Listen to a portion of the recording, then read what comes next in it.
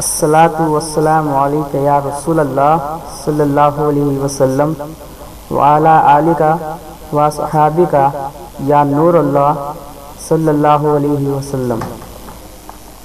Ramadan and Mubarak and night prayers. My beloved Prophet sallallahu alayhi wa sallam's beloved followers, Allah Ta'ala's beloved Prophet sallallahu alayhi wa sallam has stated that Ramadan is the month of my followers.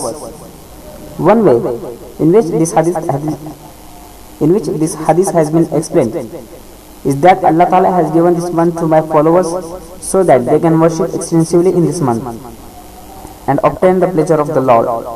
They can fast during the day, perform voluntary prayers in the night, recite the Holy Qur'an, spend their wealth in the path of Allah, help the poor, lead the helpless, and becoming deserving of the mercy of Allah Ta'ala. Due to the fact that it is difficult to do all the things mentioned above all year long. That is why Allah Ta'ala granted one month in which Muslims can focus all their attentions towards worshipping Him. My beloved Prophet sallallahu alaihi wasallam's beloved followers, just as in other worships hold an exalted position, similarly the excellences of Taraweeh prayers have been mentioned extensively in the hadith, and the fact of that Rasulullah sallallahu alaihi wasallam performed it continuously is also reported. Read the following carefully and prepare yourselves to perform this exalted worship regularly. Meaning of Taraweeh. The word Taraweeh is a plural of the word Tarawitun, which means to rest for a while. Due to the fact that we are ordered to sit after each 4 rakats for the same length of the time that it takes to pray those 4 rakats, it is called Taraweeh. The habit of Rasulullah sallallahu alaihi wasallam. The performing of Taraweeh is proven from Rasulullah sallallahu alaihi wasallam, as is narrated by Hazrat Ibn Abbas RadhiyAllahu Anhu, who reports that Rasulullah sallallahu alaihi wasallam used to perform 20 rakats Taraweeh in Ramadan Mubarak. Punctuality of the companions in praying Taraweeh. Taraweeh used to be performed during the time of Rasulullah sallallahu alaihi wasallam, but it was not arranged in the manner in which it is arranged nowadays. It was starting during the rule of Hazrat Umar bin Khatib RadhiyAllahu Anhu, and the tradition is still present amongst Muslims. Hazrat Abdul Rahman bin Abdul Karim RadhiyAllahu Anhu states that I went to the mosque in Ramadan with Hazrat Umar bin Khatib RadhiyAllahu Anhu, and people were performing prayers separately. Hazrat Umar RadhiyAllahu Anhu said, "By Allah, I think that if I gather all these people together and they perform prayers together behind a one qari, then it will be better." Then he gathered everyone behind Hazrat Abi bin Ka'ab RadhiyAllahu Anhu, and one night saw everyone praying behind Hazrat Abi bin Ka'ab RadhiyAllahu Anhu. Upon seeing this, Hazrat Umar RadhiyAllahu Anhu said that this is good innovation, and people used to pray Taraweeh as soon as it was time. Rak'ats in Taraweeh.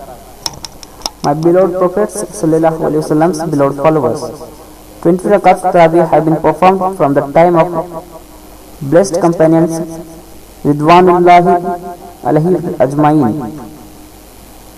It is reported in countless hadith that the companions used to perform 20 rakats of Taraweeh prayers, and we are presenting some hadith in relation to this. Yazid bin Roman reports that during the time of Hazrat Umar bin Khatib RadhiyAllahu Anhu, people used to perform 23 rakats, including Isha Vitr prayer. In a similar manner, Ibn Nasar reports on the authority of Sa'id that in Ramadan, the companions used to stand for 20 rakats, and during the time of Hazrat Umar RadhiyAllahu Anhu, people used to lean on their sticks due to the length of standing. Another narration from some of the companions of Hazrat Ali RadhiyAllahu Anhu states that Hazrat Ali RadhiyAllahu Anhu used to lead 20 rakats of Taraweeh prayer and 3 rakats of Witr prayer in Ramadan.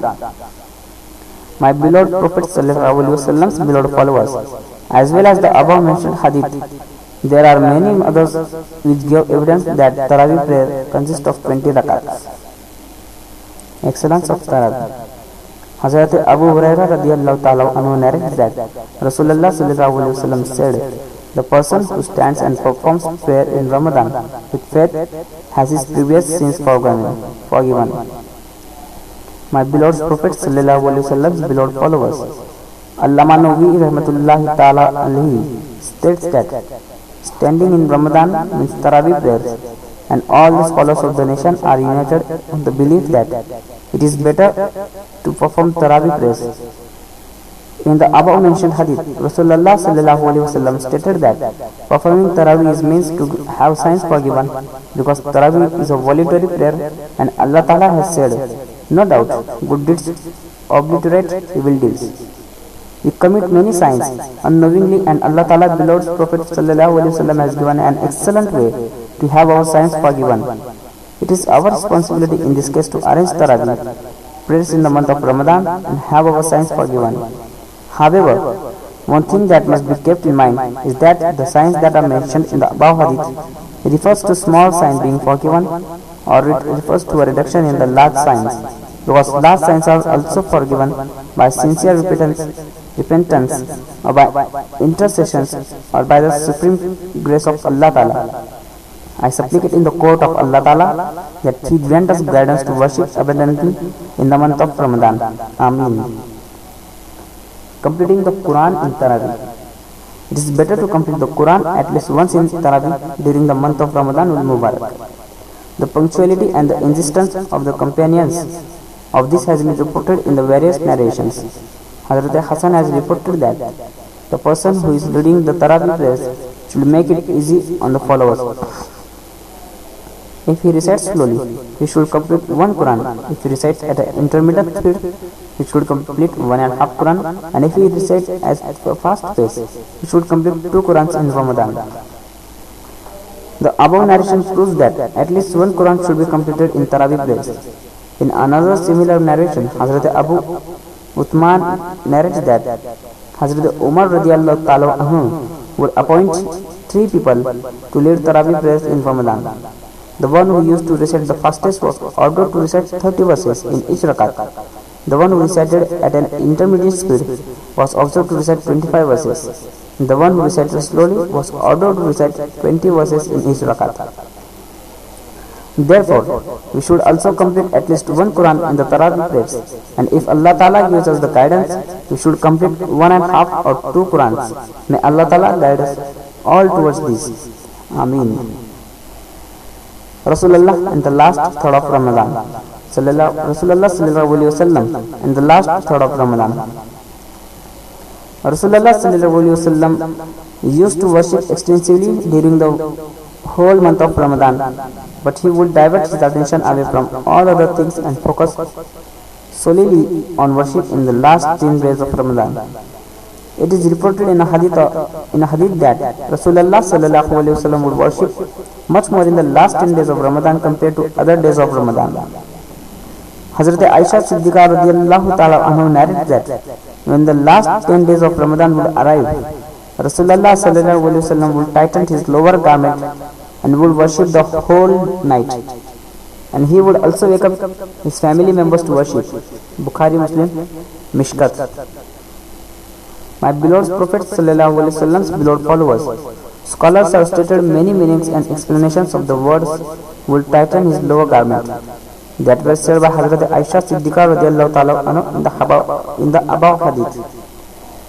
One meaning is that he will worship with great effort, will stay up all night, and will not care about resting or sleeping.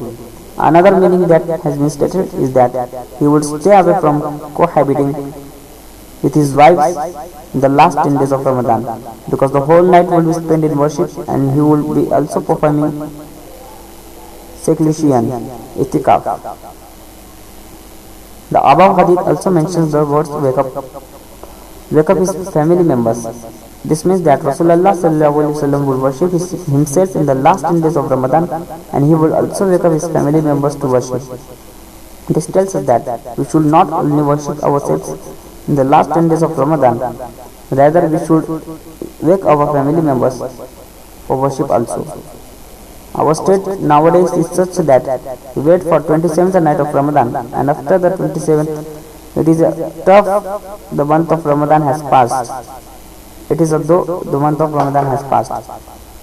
The number of people in the mosques performing namaz and Taraweeh decreases, and there is no room to move in the marketplaces.